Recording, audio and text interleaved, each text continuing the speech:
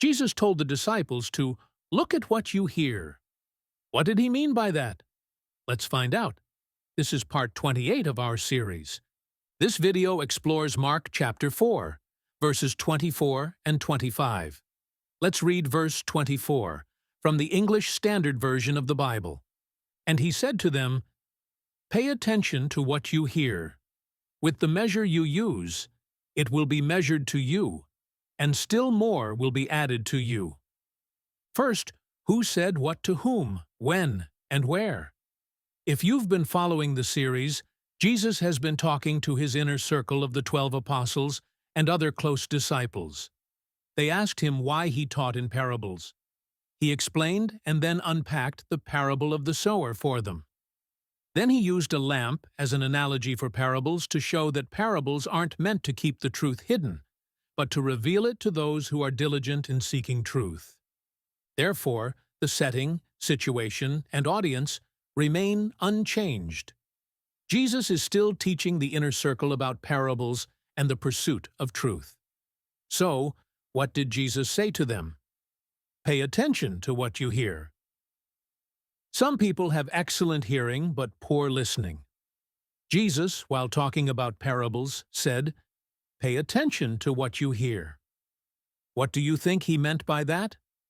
It may help to know that the word translated "pay attention" is literally the command, "Look." Jesus told them to look at or examine what they hear. What does that mean? Don't just let the words bounce off your eardrums, but carefully consider what you hear. There's truth to be known, but you have to process the message at a deeper than surface level. What did Jesus say next? With the measure you use, it will be measured to you, and still more will be added to you. The measure of what? How can we know? Jesus didn't say this in a vacuum. It was following a command to pay attention, or look at, or carefully examine what they hear. So the measuring he mentions is almost certainly the amount of attention and scrutiny they apply to what they hear from him. The more diligently you examine what you hear, the more you will get out of it. But look at the last part of what he said. And still more will be added to you. It's not a one-to-one return on investment of effort. You won't simply get a proportional return of insight to the amount of study and careful examination you do, but still more will be added to you. What does that mean? You'll get even more out of it than the effort you put into it. Jesus used terminology from the agora, the marketplace. Those who measure generously receive generously too. And not simply equal to the measures they used, but extra will come their way.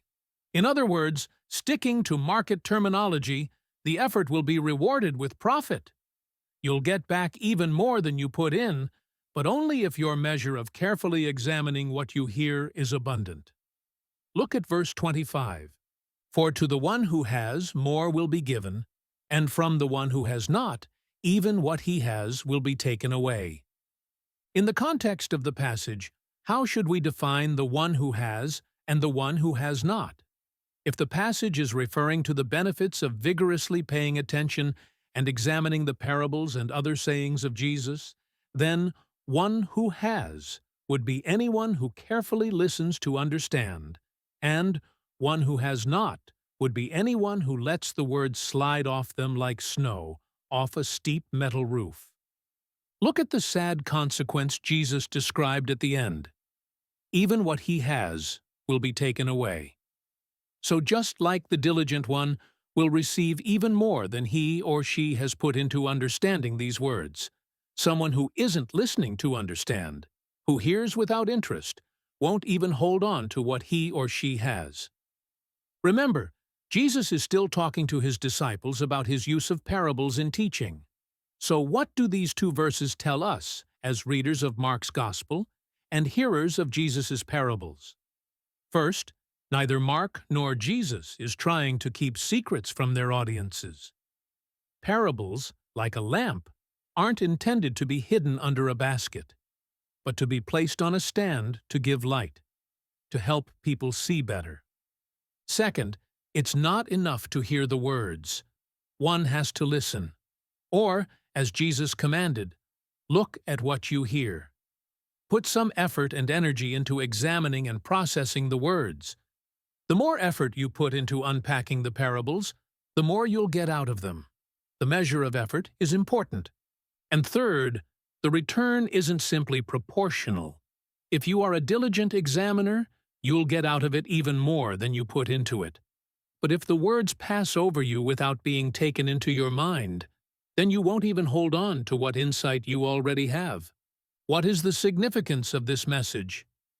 Given access to the same parables, those who want to understand will, and those with casual or no interest will not.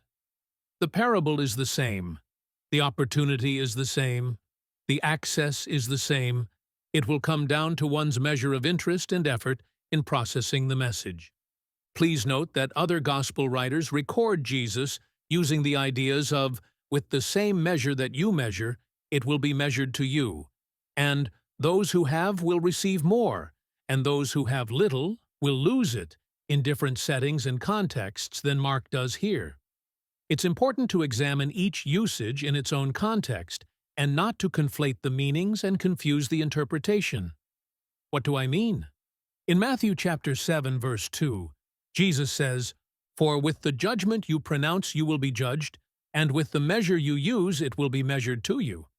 But if we import that notion to Mark chapter 4, we would be ignoring what Jesus is saying about parables. The passage we're looking at in Mark has nothing to do with judging. Both passages should be taken in their own context and interpreted independently. Sometimes two or more gospel writers record the same events and statements in the same or similar contexts. Comparing the passages can be illuminating, but be careful not to let a preference for one reading over another influence your interpretation. Each writer had an audience and a plan to reach that audience with the story and message of Jesus. Let each gospel writer speak. In our next video, Jesus explains the way God's kingdom grows. Thank you for watching So What Scripture. Please subscribe to the channel and share this video with your friends on social media.